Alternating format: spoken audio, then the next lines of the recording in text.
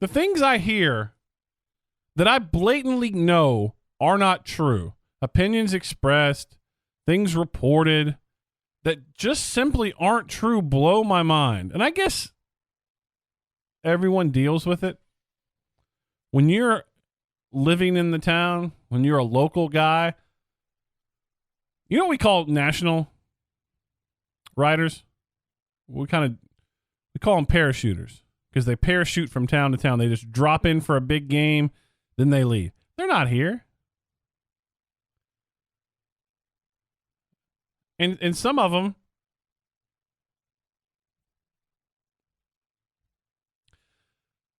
just get stuff flat out wrong, and it's annoying because guess who has to be the one to clean it up? It's always the local guys. We got to deal with it. Who do you think? I'm gonna take you back to 2015. Hop in my time machine with me. Okay? I'm gonna tell you exactly what happened. This is, and I'm giving you an experience of what it's like to work on this beat. Some of you are going to care. Some of you don't. Deal with it. 2015, Alabama lost Ole Miss, right? Lost to Ole Miss. Early in the season. Go to Ole Miss, blow up, what was it, a 13-point, 10-point lead late in the fourth quarter, 14, whatever it was. Blew a late lead. Lost that game to Ole Miss. And then Alabama has to go on the road the very next week, I believe, and play Georgia. And that's when national writers, particularly,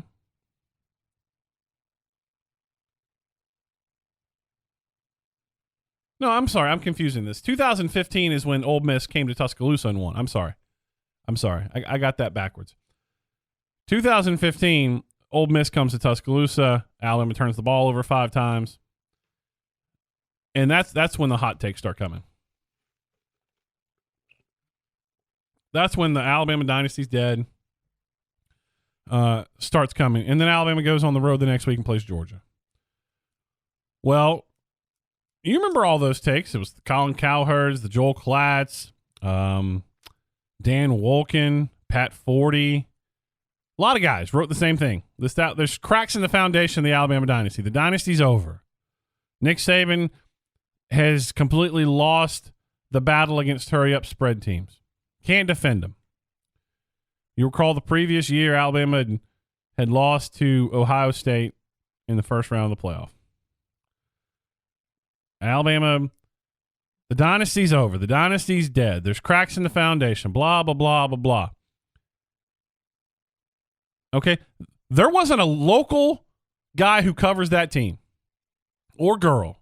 Not a television, not internet, not newspaper. Nobody wrote locally that it was over.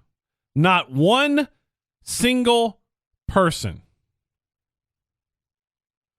Not because we're homers, but because it was one game. Because Alabama freaking turned the football over 5 times. Context matters. If I don't do anything else in this life, I'm going to prove to people context matters. Alabama didn't just lose the game. There were reasons why they lost. They turned it over 5 times. And still had the ball at the end of the game to go down and win it. But no, some people took that, refused to see the context, and just wrote the dynasty's over. There's cracks in the foundation. And then later on in the season, Alabama goes, I think the very next week, Alabama goes on the road, destroys Georgia in Athens. And then the very next week, Nick Saban goes off on the media. Well, who has to bear the brunt of that? It's part of the job. I'm not complaining about it. I'm putting it into context.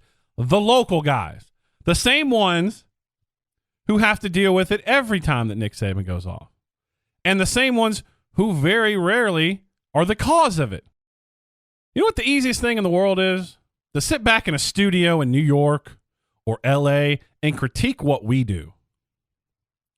You're a talking head that most nobody even knows who you are. I don't even know who this guy's name is, but it irks me. You're going to have the audacity to sit in a studio and say, we take it easy? You don't even have the balls, and yes, I just said it on the radio, you don't have the balls to come ask Nick Saban a question. And you're going to have the audacity to question the way we do? Get out of here. Come sit in that room 3 times a week during the regular season. We talk to him on Monday, Wednesdays, and Saturdays and ask him a question. And do that for 15 weeks. And we don't, you're going to have the audacity to question the way we ask questions? Get out of here. You don't have the balls to do it. You sit in your little comfy studio on the West Coast or on the East Coast, and you critique the way we do our job and say we take it easy. I'm not having it. Oh, by the way, it's a fact of life that when a team wins 90% of their games, you normally write positive stuff. Because that team is successful. When a team struggles, you write about the struggles. Alabama doesn't struggle a lot. Newsflash. Should we make up some controversy to soothe that little ego of yours out on the West Coast? Should I make up some controversy? When Alabama starts going 7-6, we'll ask more difficult questions. There's not a whole heck of a lot to critique about Nick Saban's Alabama program. You report the news. You don't make it up. And when there are issues, yeah, we tackle them. I've broken my fair share of negative stories on Alabama. Jonathan Taylor, bunch of arrests, Bo Davis, coaches being fired. Yeah, I've done that. What have you done? You don't have the balls to do what I do. A lot of national media, all they do is create a lot of mess for the local guys to clean up. And they don't have the audacity. They don't have the courage. And I'll say it, they don't have the balls to come face Nick Saban a lot of times. They sit back and they write, and it's the local guys that get it taken out on them. And then you're going to say, I don't have that. We don't cover Nick Saban fairly. Well, when there's negativity to write about, we do. Here's the news flash for you, though, Captain Obvious. There isn't a lot of negativity to cover around Alabama football because they win about 90% of their games. They win conference championships. They win players of the year. They win Heismans. They win national championships. That's not negative. I'm sorry if it's not negative enough for you that Alabama's succeeding. We cover news. We don't make it up.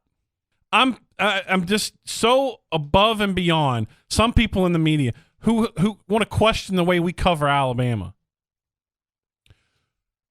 You don't have a freaking idea what you're talking about. We cover Alabama. Guess what, though, Captain? Alabama wins. And when you win, a lot of the stuff you write about is positive because that program that you're covering wins. It's positive. But when negative stuff happens, you're going to come to me and say, I don't cover the negative stuff? I don't like when I have to cover a player who's been arrested. I don't like to have to cover when Clinton Dix gets suspended, a strength coach gets fired, Bo Davis gets fired. That didn't bring me any joy. I don't like seeing anyone fail or fall down, but I cover it. And what do? You talk on television without the balls to come ask a question. You're freaking stuff.